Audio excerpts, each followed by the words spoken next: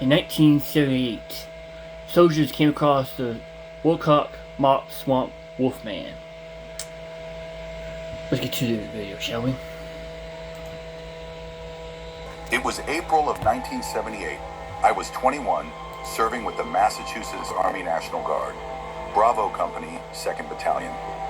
We were out in the Hockomock Swamp for a weekend field exercise. The fog had rolled in thick after midnight, wet enough that the red lens lights barely cut through 10 feet. At 01:30 hours, we saw it. I was on watch, sitting beside the Deuce, in a half parked at the edge of the power line cut.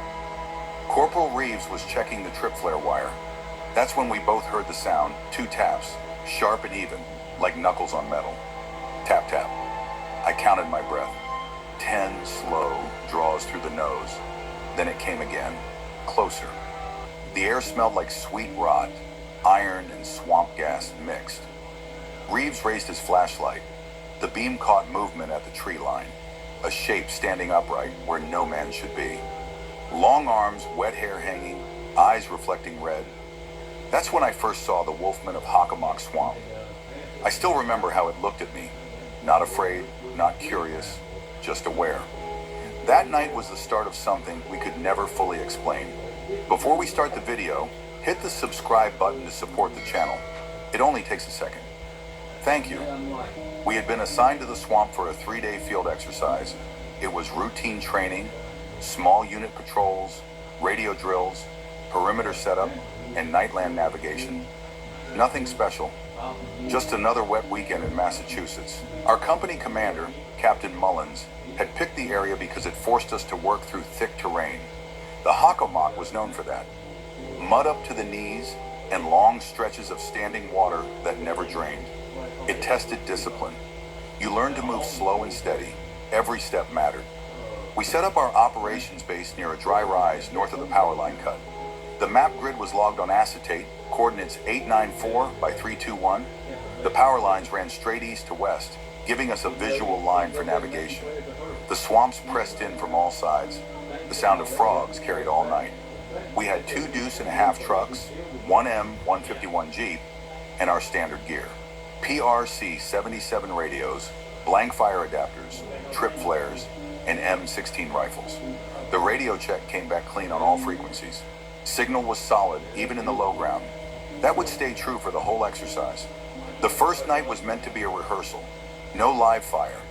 We ran through setting up a patrol base, marking sectors with engineer tape and white light covered by ponchos. We kept the noise low. The swamp amplified sound. Even a canteen hitting a rock seemed too loud. Around 2,200 hours, Sergeant Bates and I logged our first perimeter check. We paced 200 meters around the trucks, counted 10 steps between each trip flare. The wire was tight, no slack. We set 1 stone pile near the east side as a marker. I counted 6 flat rocks, all palm-sized. I logged it in my notebook. The smell out there was heavy, sweet rot mixed with iron. It clung to everything, even inside the vehicles. It was the kind of scent that never left your clothes. We joked about it at first, said the swamp wanted to keep us, but that smell stayed with me through the rest of the mission. By midnight, the fog started to move in, thick and wet. The red lens lights looked weak through it. Our watch rotations began at 0100. I took second shift. Reeves took third. That was the night we would see it, but at that point, it was just another quiet watch in the dark.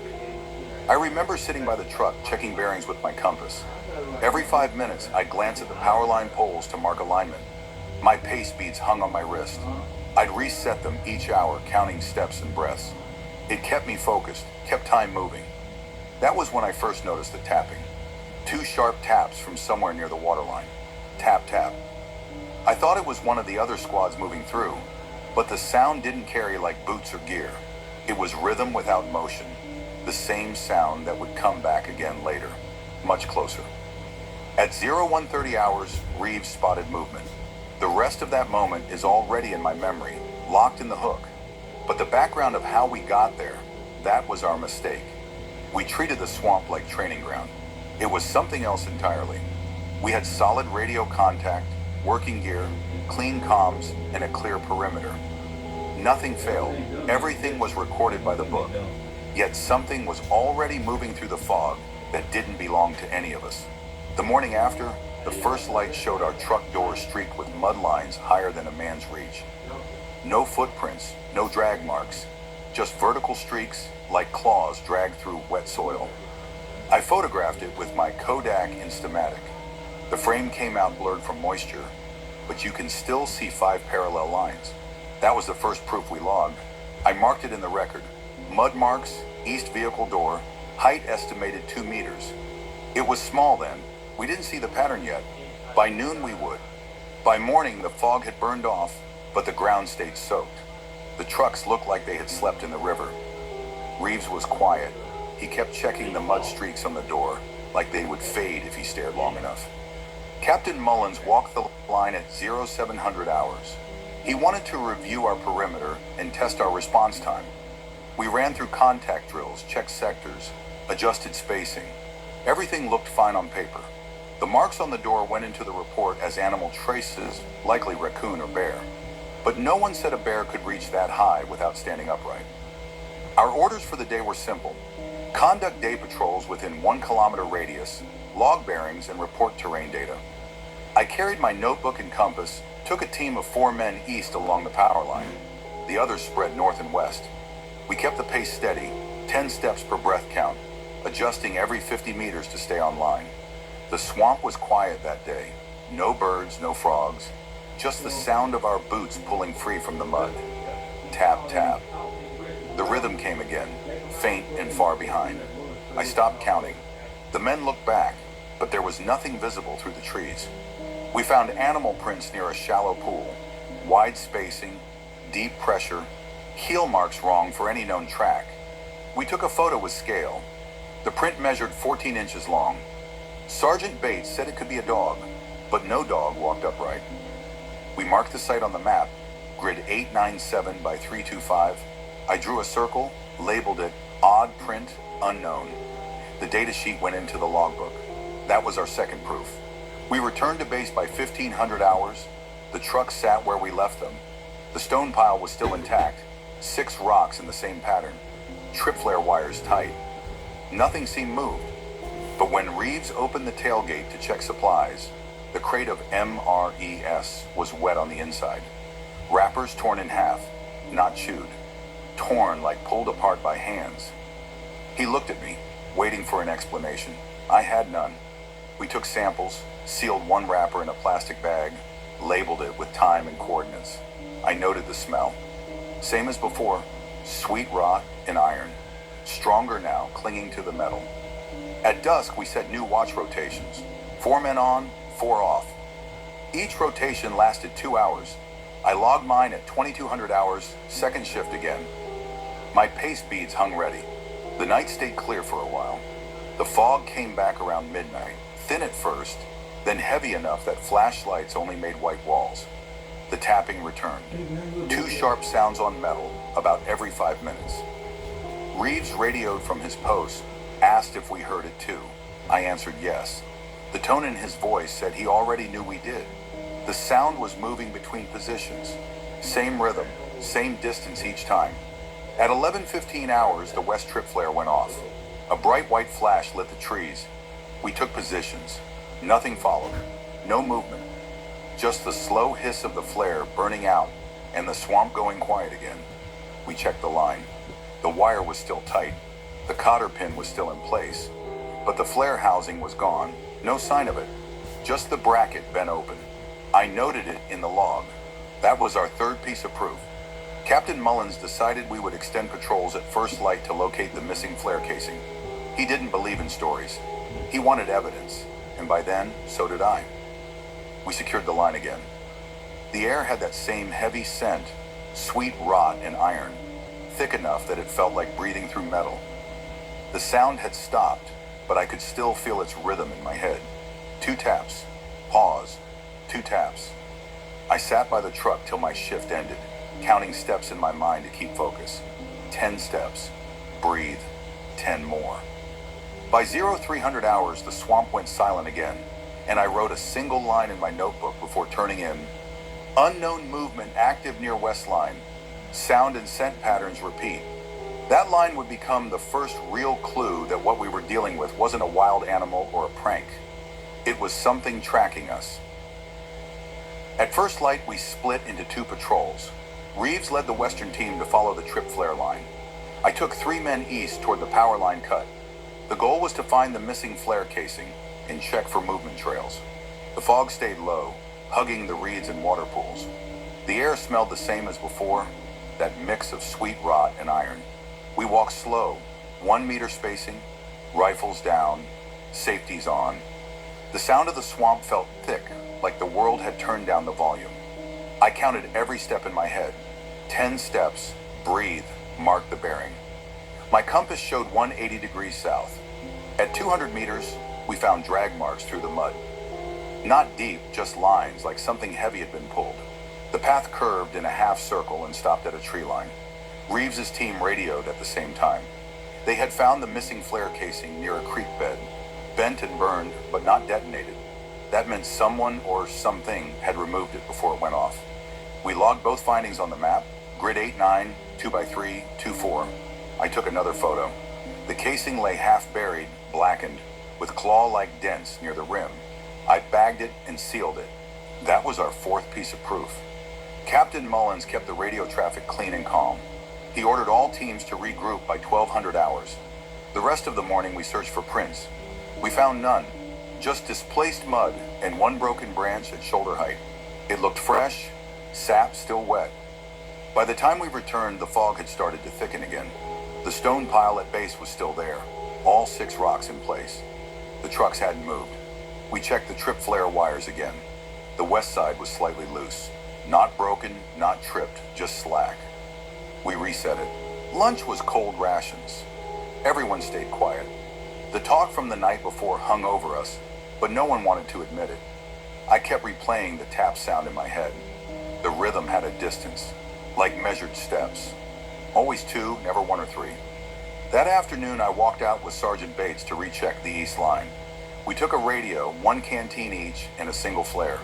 The fog kept coming in waves. We reached the tree line and noticed a single new mark on the truck door we had cleaned that morning. It wasn't mud this time. It was scratched into the paint. 5 thin grooves, same spacing as before. Bates ran his hand across them. He said nothing. We logged it, took another photo, sealed the note. The scratches were dry, no mud, no prints around, like something had done it while we were gone and left before the ground could record it. We returned to camp by dusk. Reeves said he had heard the taps again near the power line poles. Same pattern, same distance. Tap, tap, always in pairs. That night, the watch rotations were doubled. 2 men per post, 1 radio open on the command frequency. I was assigned to the southern perimeter, near the old cedar stand. Visibility was low. I kept my compass open, used the glow dial to keep bearings. At 23:40 hours, I heard the taps again. Close this time, I counted. 2 taps, pause, then 2 more, about 50 meters out. I radioed in, got confirmation from the west post. They heard it too, moving left to right. I switched to night vision and scanned, no movement. Then the smell hit. Strong, wet, metallic, the same sweet rot, only heavier. It made my throat tighten. Reeves radioed again, said he saw a reflection by the waterline, low and red, like light bouncing off eyes. Captain Mullins ordered a flare fired. I popped one. The red glow lit the trees for a few seconds. We saw nothing move, but the reflection vanished like it had dropped straight down. After that, the swamp went silent again. Not even frogs, only the sound of the flare hissing out. At 0100 hours, we did another perimeter sweep. The east trip flare wire was cut clean. The pin was still in. The wire had been sliced through smooth, no tearing. We replaced it and marked the area with a chem light. That was our 5th piece of proof. We logged it with time, bearing, and condition. Clean cut, unknown source. By then, it was clear something was testing us. Step by step, sound by sound, it moved where we couldn't see. I remember writing in my notebook that night, pattern continues. Tap sound within 50 meters, wire cut, movement timed between rotations. I closed it, checked my rifle, and waited for the next rotation. The fog didn't clear again until morning. The next morning, the swamp was quiet again, but everyone felt it. Reeves barely spoke. Bates kept checking the trucks. Even Captain Mullins looked tired. The cut trip flare wire had changed the mood. None of us wanted to call it fear, but no one felt safe either. We started patrols after breakfast. The plan was to sweep the perimeter in wider circles. I led my team through the east line again, this time pushing deeper. The fog lifted for a short while, showing how wide the swamp really stretched. The ground was soft, with dark pools and dead trees sticking out like posts. At 200 meters, we found something new. On a low branch, about shoulder height, hung a strip of fabric. Olive drab, same as our fatigues, but older. The edges were stiff with mud and dried blood. The tag had no name. We logged the find, photographed it, and sealed it in a sample bag. Sixth piece of proof. I checked the compass, heading 175 degrees. We moved another 50 meters and stopped when the smell returned. The same scent, stronger than before. Sweet rot and iron. Reeves whispered that he could taste it. He was right. It coated the back of your throat. The sound started again, faint but steady. 2 taps, always the same rhythm. Tap, tap. I counted the seconds between each, about 20 apart. It circled us, always just out of sight. We held our position. I used the radio to contact command. Signal was clear. Mullins told us to mark the spot and return slowly. I dropped a chem light and a small marker flag with our team number. We backed out in formation, rifles low, eyes scanning the tree line. Back at camp, the other team had found more tracks near the creek bed. Deep impressions, spaced wide, over a meter apart. No heel pattern. The ground showed drag at the edges, like weight shifted forward. We compared photos. The prints matched the scale of the ones from day one, 14 inches long. Mullins ordered everyone to gather at the map table. He drew a rough triangle where all findings had occurred. Every mark fell inside a 500-meter area, centered on our base. It looked like something was circling us deliberately, testing distance and reaction. He decided we would relocate to the North Ridge by nightfall. Higher ground, better visibility. We packed the gear, checked radios, and secured the trucks. I counted the stones one last time. Still 6. I added one more for the new site. 7 in total. We reached the ridge by 1700 hours. It was drier but open to the wind. We set up the new perimeter, this time with double wire and 2 trip flares per sector. We placed 1 truck at each end of the clearing and parked the Jeep near the command post. When night fell, the air cooled fast. The swamp below looked like a black sea under the fog. Reeves took the first watch with me again. He kept glancing at the tree line, like he expected to see eyes glowing there. At 2300 hours, the 2-tap sound came again. Closer this time, sharper. Tap, tap. Then silence. Reeves raised his rifle but didn't fire. The smell followed a few minutes later, drifting in like a slow wave. Sweet rot, metallic, steady. I checked my compass again. The needle trembled but held at 210 degrees. That was the direction of the old base. I marked it in my notebook.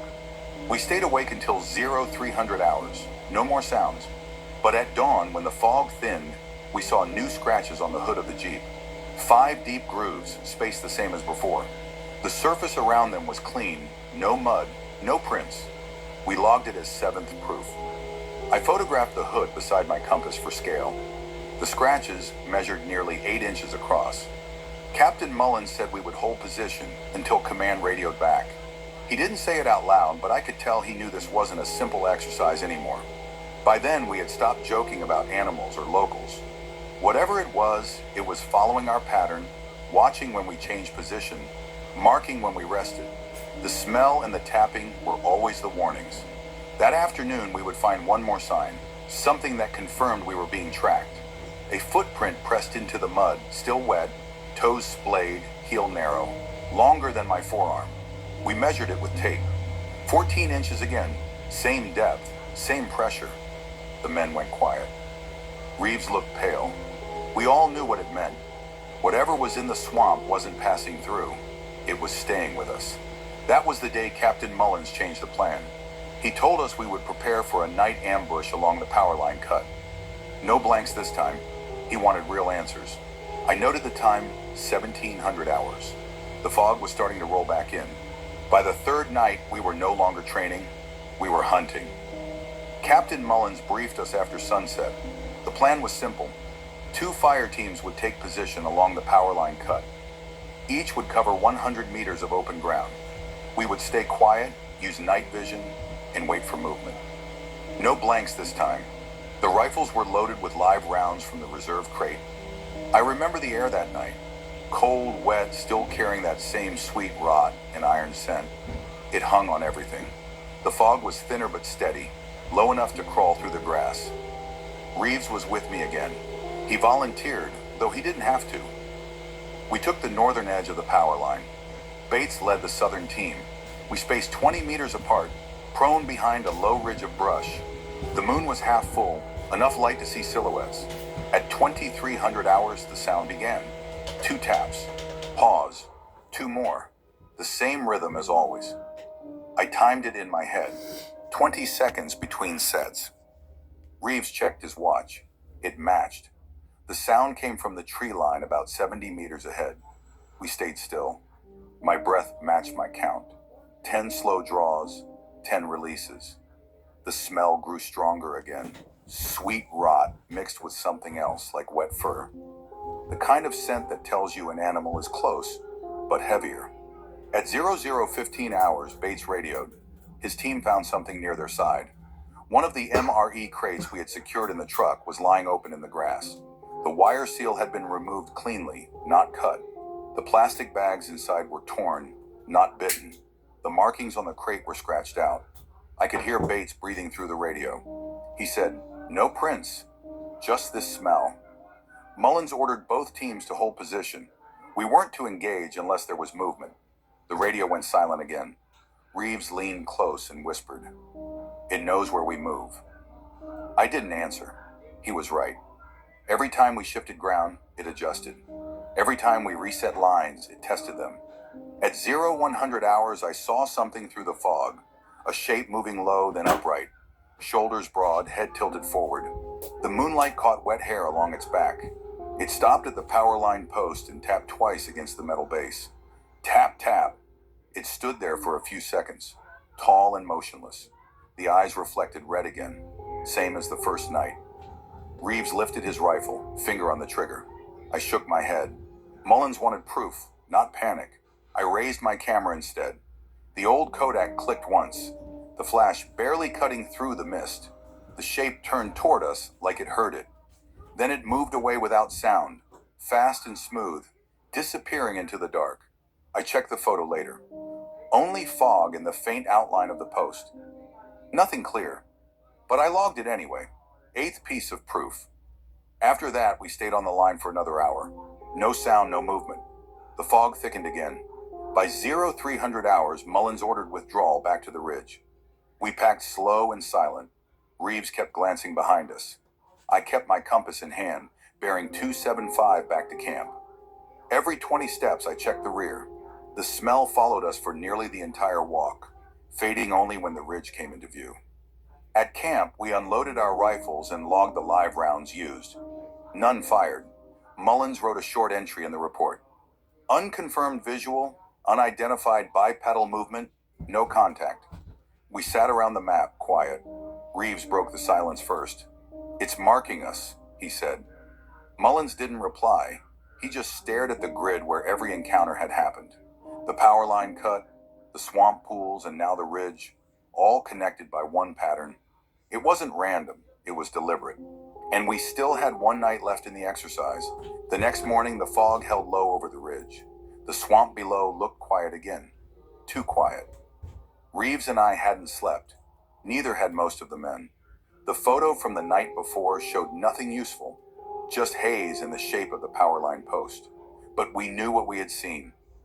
Captain Mullins kept things moving. He didn't want the company frozen by fear. He ordered another patrol to confirm the crate's location from the night ambush. Bates and I went with him this time. Reeves stayed at camp with the radio. We moved out by 0900 hours. The trail down the ridge was soft and muddy. The air smelled heavy, still carrying that metallic rot. My compass needle wavered again at the bottom of the hill, but stayed true after a few seconds. I noted the heading 185 degrees south. At the power line, we found the crate exactly where Bates said it was. The wire seal was missing. The inside was torn apart. The ration packets opened and scattered. But something else caught my eye. Pressed into the mud beside the crate were tracks. Fresh. The impressions were deep, longer than before. Same shape. Toes splayed. Narrow heel. About 14 inches again. I measured the distance between steps. Nearly 4 feet. Whatever made them had weight and stride like a man, but the shape wasn't human. Mullins knelt beside one print and touched the edge. The mud was still wet, the surface slightly rippled. That meant it had been there minutes, not hours. He ordered a full perimeter sweep. We fanned out in pairs. The fog started to lift, but the smell stayed. We found more prints leading into the tree line. They stopped near a small pool of black water. No exit prints, just ended there. I tossed a stick in the pool. It sank fast. No bubbles, no movement. Just water that seemed too dark. We logged the site as grid 889 by 326. I took 2 photos, one of the prints and one of the pool. That was our 9th piece of proof. On the way back, Bates said something that stuck with me. If it's hunting us, it already knows how we move. He wasn't wrong. Every encounter had come after we changed position. Like it watched us break camp, then followed the pattern. We reached the ridge by 1200 hours. Reeves was waiting by the truck. He said the radio had gone quiet for about 10 minutes while we were gone, then came back without static. Mullins tested it. Signal was clear. He made a note but said nothing else. At 1500 hours, command radioed from base. The weather was turning.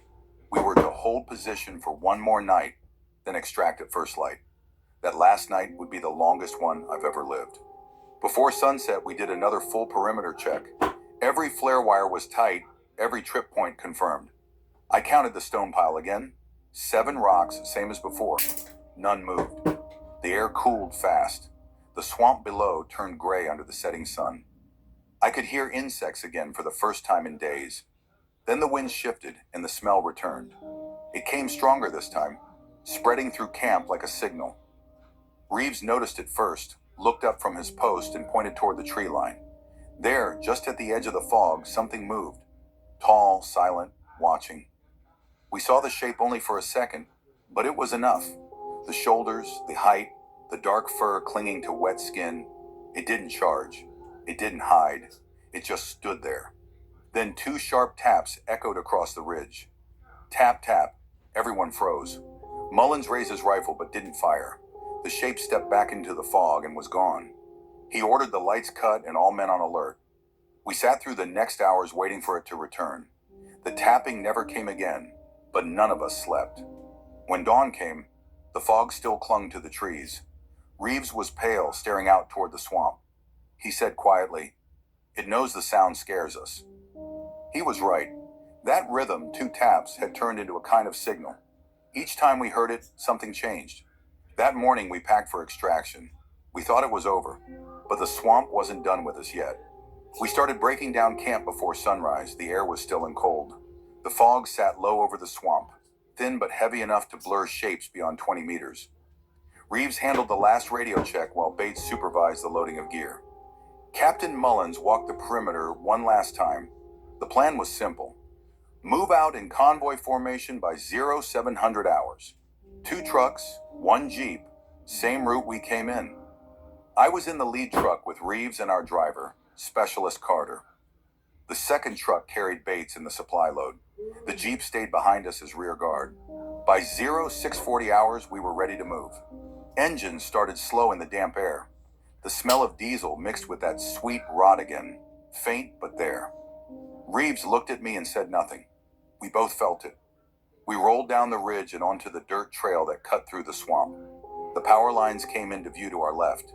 Everything was quiet, only the low hum of engines and the squelch of tires in mud. My compass rested on my lap, heading 260 degrees west. I counted my breaths out of habit. 10 in, 10 out. At 0712 hours, the radio crackled. Bates's voice came through. "Hold up." Rear truck slowing. Something in the road. Carter stopped the lead truck. Reeves grabbed the binoculars. About 30 meters ahead, in the middle of the path, lay a log. It hadn't been there yesterday. Fresh cut, bark still wet. Captain Mullins ordered dismount. We moved up on foot. The fog thickened again, curling around the trees. The log was heavy, at least 2 men's weight, and showed no tool marks, just torn wood at both ends, like it had been ripped free. Reeves crouched to inspect it. He froze. On the ground beside the log were tracks, large, fresh, same pattern as before. 14 inches long, deep heel, long toes splayed forward. There were at least 4 of them, spaced wide, heading toward the trees. We didn't hear it at first. Then the sound came again. 2 taps, slow and steady, echoing from the fog. Tap, tap. Everyone went still. The smell followed seconds later, stronger than ever. Wet, iron, sweet rot filling the air, like it came from every direction at once. Mullins gave the signal. We fanned out into a defensive arc, rifles up, safeties off. I moved to the left flank, covering the tree line. Reeves took position next to me, his breathing tight and quick. The sound came closer. Tap, tap, then silence. I could hear my own heartbeat. The radio hissed once, a burst of static, then cleared. Bates called out that movement was on their side. Trees shaking, low and fast. Mullins shouted, "Hold fire until visual." Something broke from the fog. Not fast, not charging. Walking upright, slow, deliberate. The same figure from before. Clearer this time. Shoulders too broad for a man. Arms long enough to hang past the knees. The head was wrong, flat with short fur glistening in the light. It stopped at the edge of the clearing. The eyes caught the light and reflected red. The smell hit full force, making my stomach twist. Reeves raised his rifle. Mullins ordered, "Wait!" The figure tilted its head, watching us. Then the sound came again. Louder now. Tap, tap. But this time it wasn't wood or metal. It was its claws hitting each other. Rhythm steady. Bates yelled over the radio, "It's circling left." We shifted position, rifles tracking. The fog moved with it, as if drawn by its movement.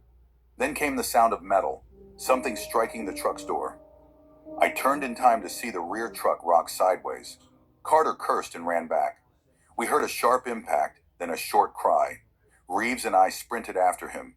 When we reached the truck, the passenger side door was bent inward.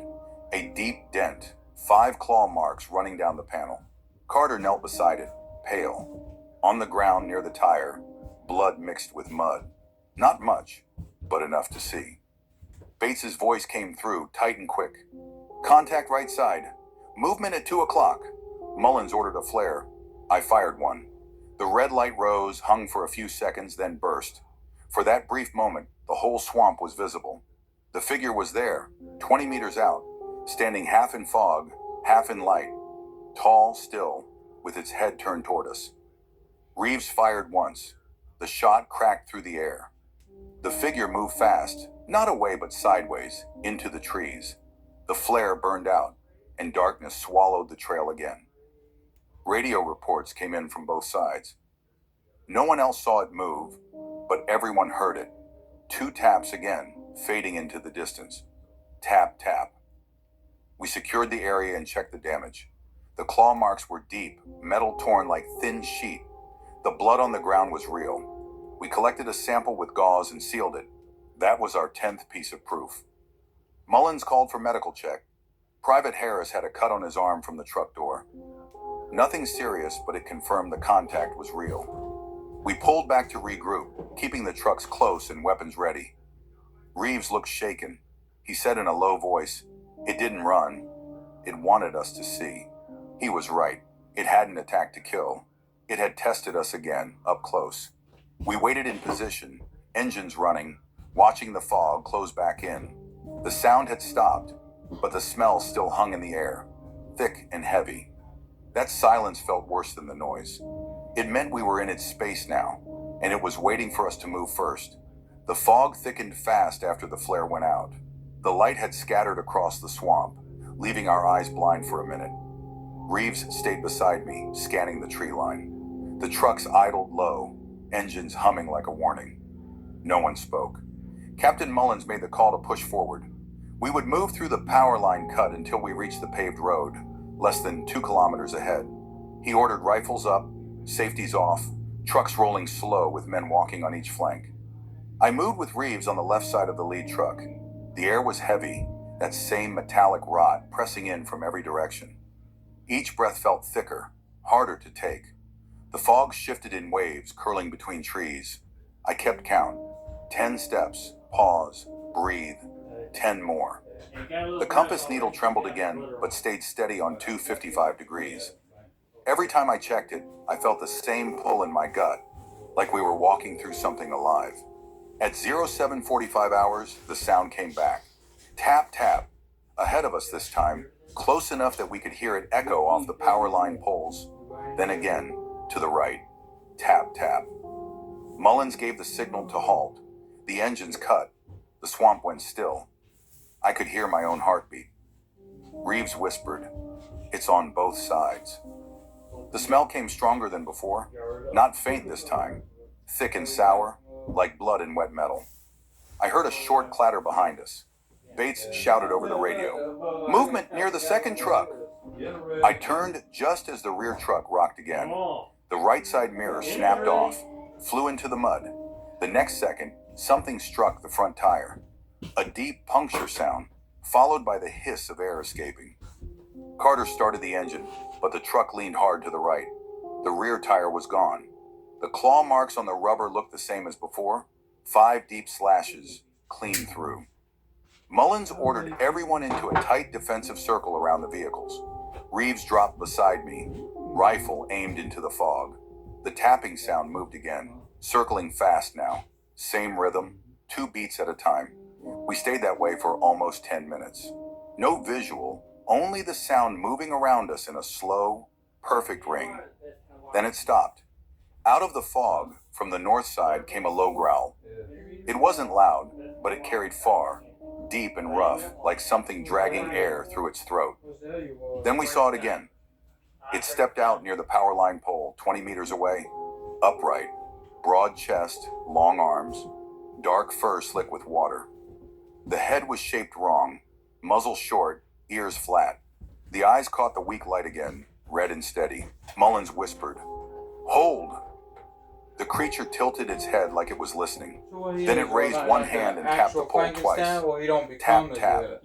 That sound ran straight through me. I don't know why. It was like hearing your own name in a place where you shouldn't.